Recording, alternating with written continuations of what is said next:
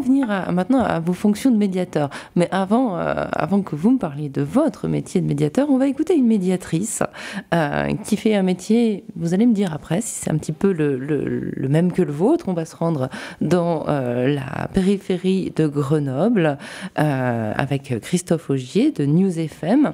Alors, dans cette ville, pour faire face au sentiment d'insécurité et d'isolement, parfois ressenti par les habitants, aux problèmes de dégradation ou de nuisance, et surtout à l'absence de dialogue entre les jeunes et les adultes, pour renouer une solidarité collective, la ville de Fontaine, qui est donc en Isère, met à disposition une instance de médiation sociale de proximité.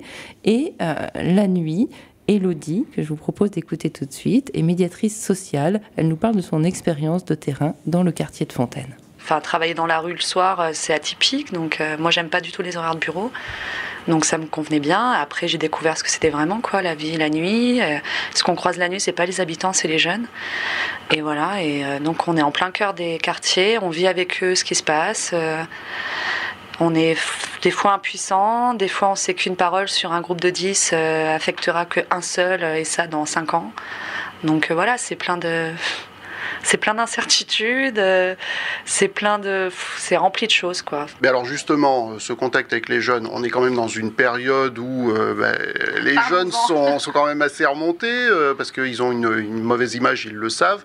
Comment vous arrivez à bosser dans ce climat social, entre les discours de notre président, du ministre de l'Intérieur, sur le tout sécuritaire, et puis les jeunes qui se sentent complètement rejetés, délaissés. Comment est-ce que vous arrivez à faire quelque chose ? Mais non, on n'arrive pas à faire quelque chose. De toute façon, les choses qui sont actuelles, elles sont là depuis des années. C'est pas depuis 2-3 ans que ça s'est mis en place. Il y a une stigmatisation des jeunes qui est présente et qui est réelle, mais qui date pas de peu, qui date depuis longtemps. Maintenant, travailler avec tout ça, c'est vachement compliqué. Comment tenir un discours à un jeune je sais pas comment vous expliquer, comment arriver et dire mais si, il faut que tu rentres dans le moule, il faut faire ci, il faut faire ça.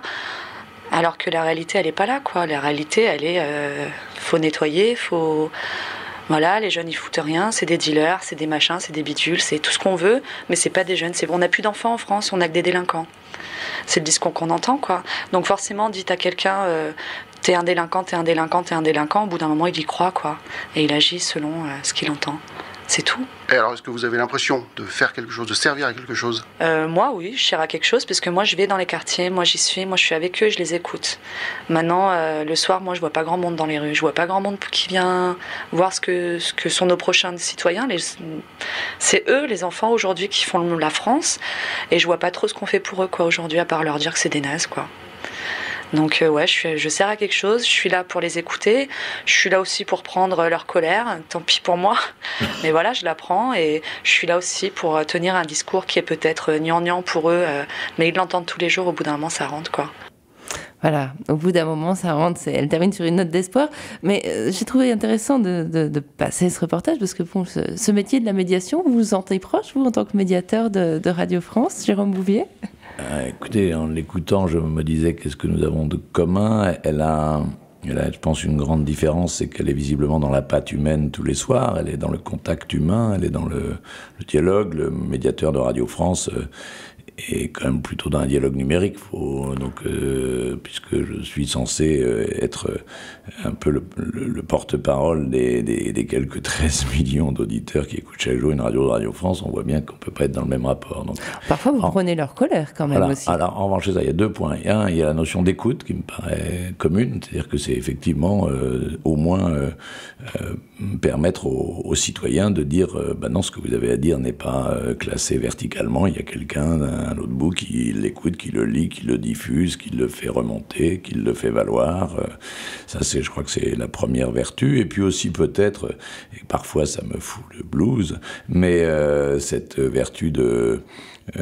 moi j'ai eu un mail hier qui était justement cette nature-là en disant tant pis, c'est vous qui allez prendre pour les autres. Bon, et après vous ouvrez des boîtes mail où vous avez le droit à toute la rancune contre les journalistes qui est souvent forte, parfois injuste, parfois juste, peu importe, mais il y a et c'est pas la partie que je préfère, mais il y a une partie expiation dans la médiation qui n'est pas neutre, c'est-à-dire puisque vous êtes celui qui a accepté de parler et d'écouter, ben c'est vous qui allez ramasser ce discours pas toujours nuancé. C'est pas encore une fois celui que je préfère. Alors je vais vous poser la même question que mon collègue Christophe Augy posait à Élodie. Est-ce que vous avez l'impression de servir à quelque chose en faisant cette médiation à Radio France?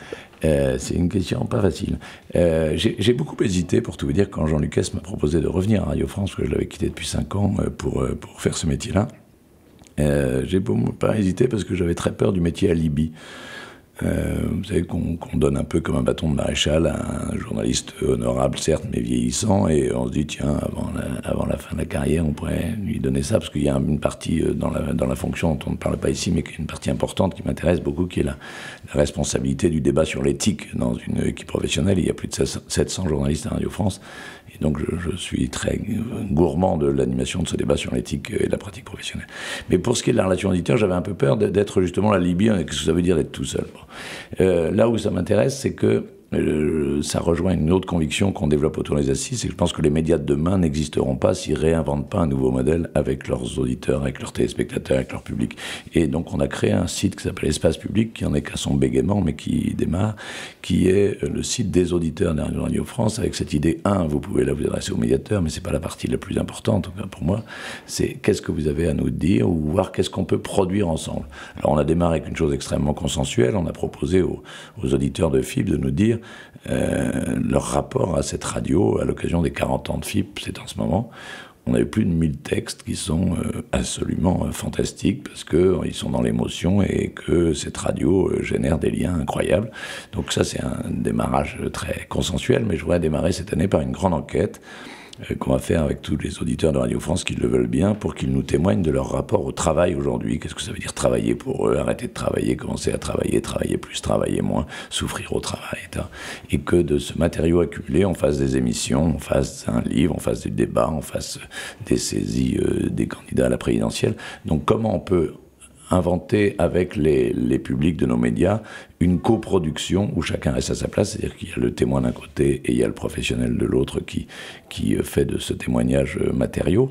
Mais il ne s'agit pas d'une réhabilitation du journalisme citoyen auquel je ne crois guère, mais de dire on ne peut pas être aujourd'hui le journaliste qui a un pétri de certitude, qui, dans un système descendant, dit au public voilà ce qu'il faut que vous sachiez, alors que le public en sait beaucoup plus souvent que le journaliste lui-même, qu'il est informé via l'immédiateté numérique aussi vite que lui de l'information, et donc qu'il connaît les principaux points dont il parle aussi bien que lui. Donc il faut qu'on réinvente autre chose.